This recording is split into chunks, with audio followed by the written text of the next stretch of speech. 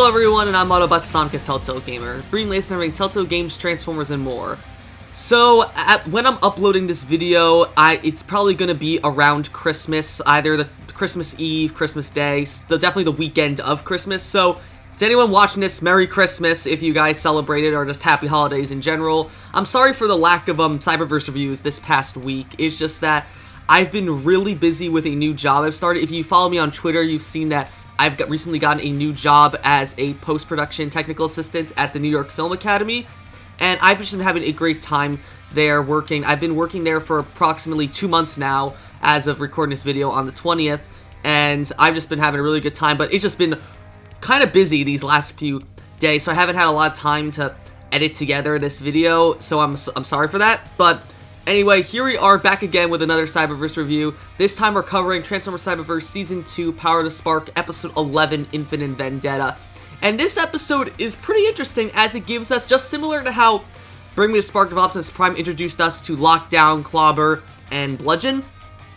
Infinite Vendetta introduces us to two brand new characters as well, who, unlike Lockdown, to me, Lockdown and Clobber are kind of like the new Slipstream and Thundercracker. They're essentially going to be the jobbers of Season 2.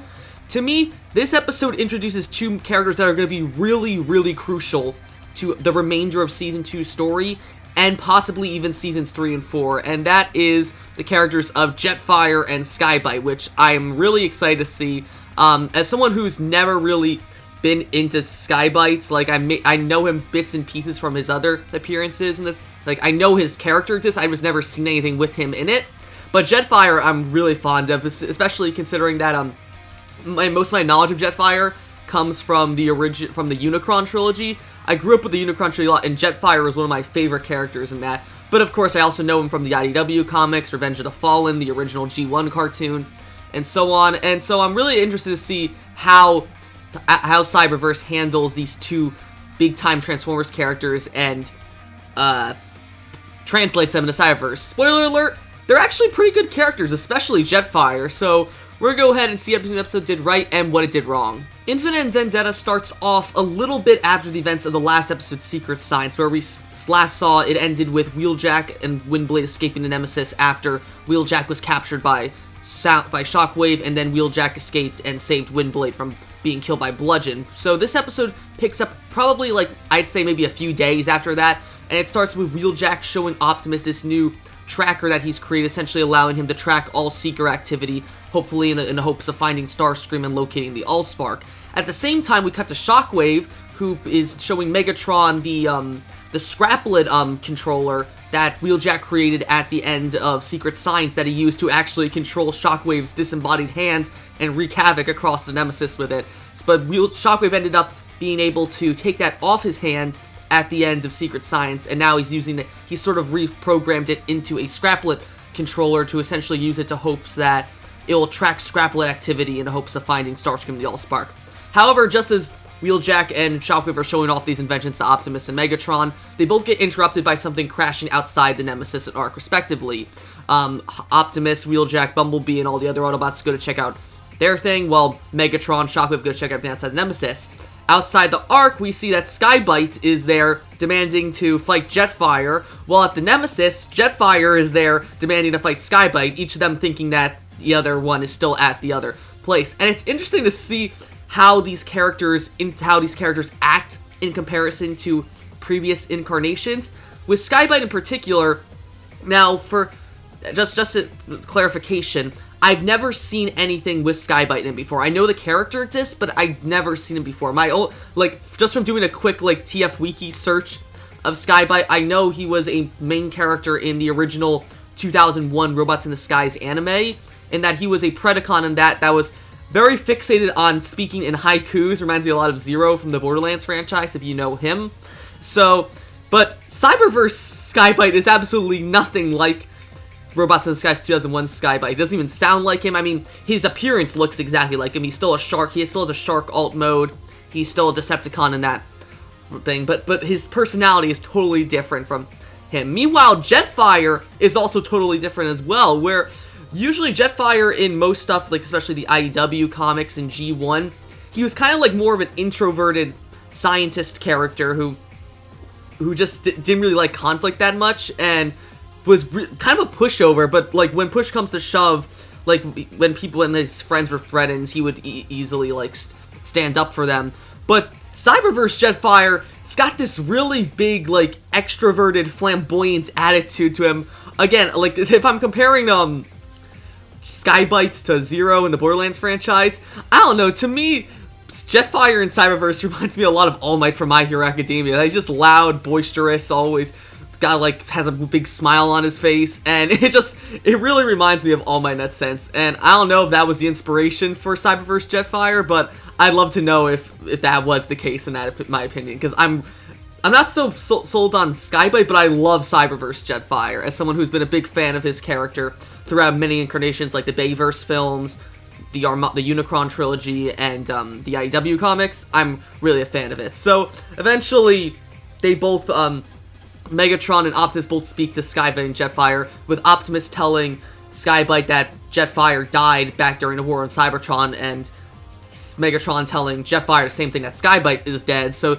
they leave to go back to their respective things, and while they're confused trying to figure out what's going to happen next, Optimus, Grimlock, and Bumblebee see that Jetfire has returned to the Ark, while Megatron, Shockwave, and Soundwave see that Sky-Byte has returned to the Nemesis. And it's really interesting to see these two characters interact, because for those of you who don't know, Jetfire is actually voiced by Jeremy Levy, who also voices Bumblebee in this episode. So it's really, really interesting to see Jeremy Levy play two different characters. When I first watched this episode, I didn't even know that Jeremy Levy voiced Jetfire.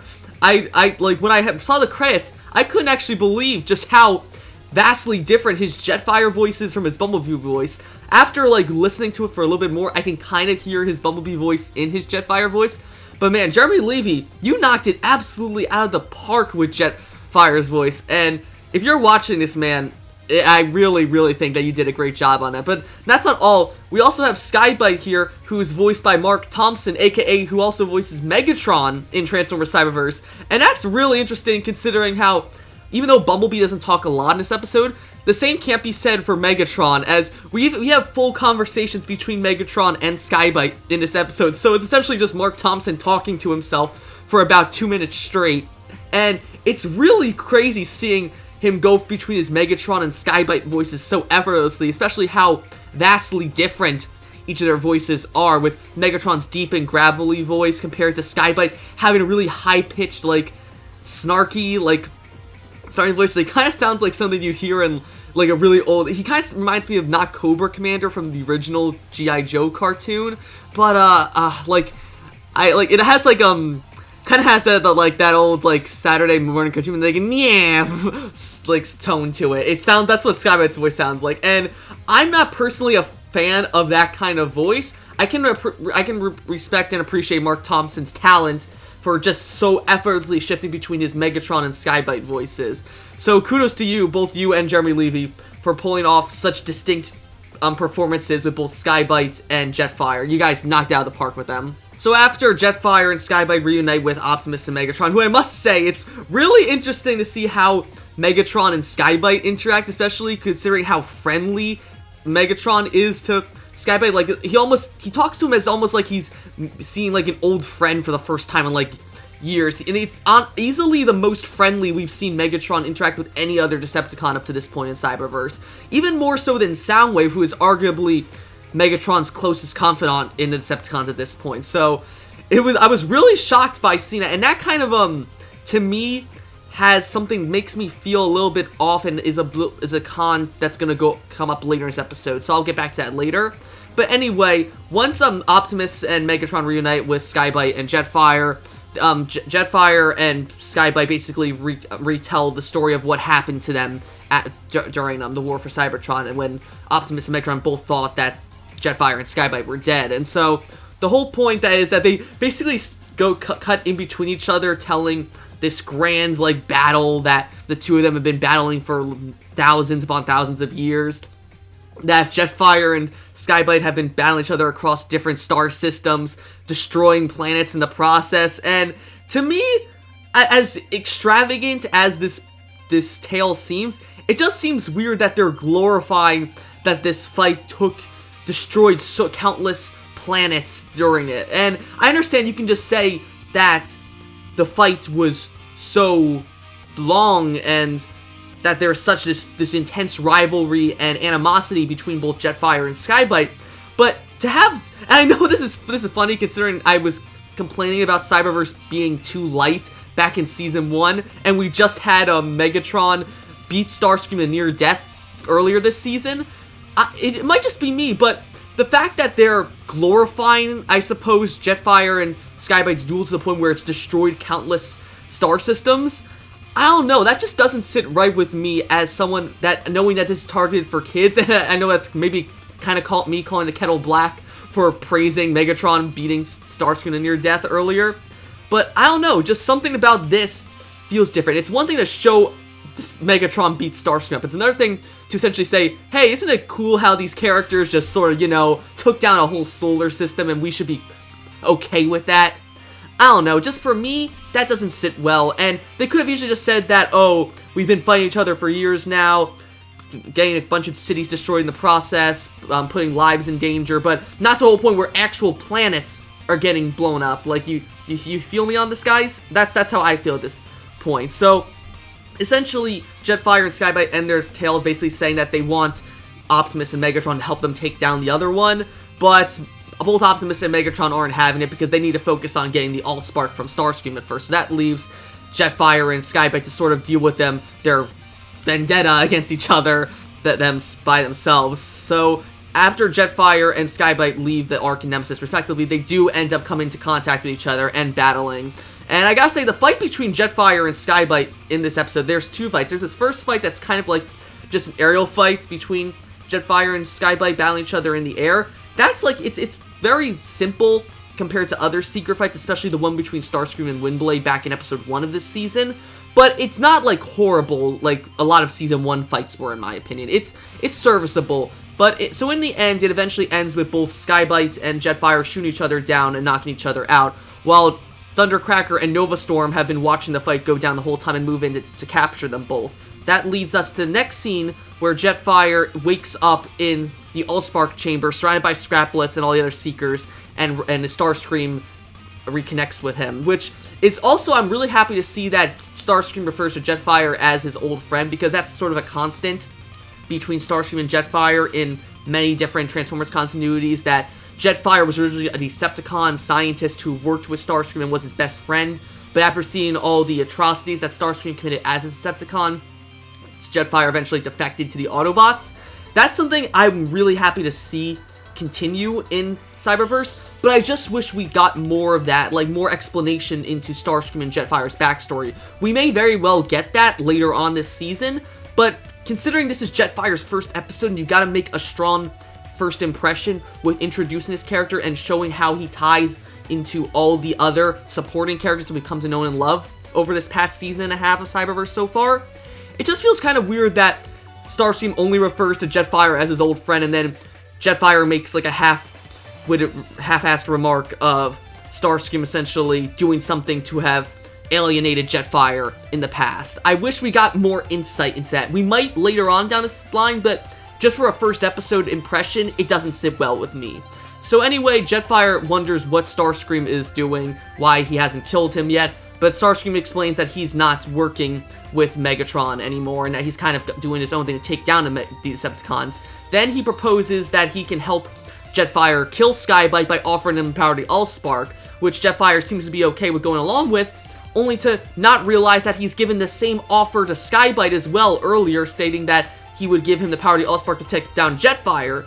So Starscream leads both Jetfire and Sky-Byte into the Allspark chamber at different times, using the power of the Allspark to merge Jetfire and Sky-Byte with different like vehicles similar to how Optimus and Megatron did back in episode 5 Trials. So in this time, instead of Jetfire combining with like a helicopter like Megatron did, Jetfire combines with a tank, while Sky-Byte combines with, I believe it's an excavator. And I gotta say, I'm really liking these Allspark power armors. I know they're kind of just implementing them into this season just to sell more toys, but I gotta say the designs are really nice, and the way they're utilized in this show is really well. We saw it with Optimus in his helicopter form, Megatron in his helicopter form, Optimus in, I believe it was a tank form, we had Starscream in his excavator form, and now we have Sky-Byte in his drill form, and Jetfire in his tank form.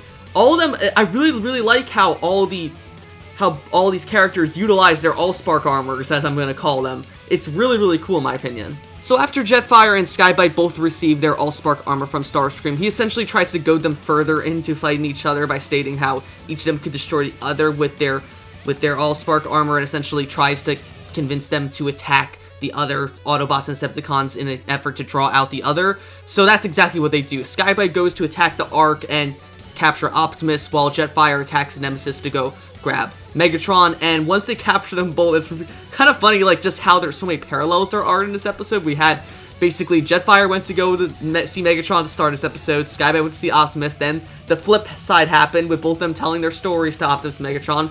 Then they both meet Starscream, getting their Allspark armor, and now we see both of them going back to the Ark and Nemesis to kidnap Megatron and Optimus, which I just really think it's funny how many parallels there are in this episode. But anyway, after Sky-Byte captures Optimus and Jetfire captures Megatron, they each make the other, by the other I mean Optimus and Megatron, they make them call the other in an effort to try and lure out Sky-Byte and Jetfire. So when they do, they agree to meet somewhere for a duel, which Optimus already has a spot in mind for somehow, and for some reason he decides to pick the Roman Colosseum as the battlegrounds for Sky-Byte and Jetfire's duel.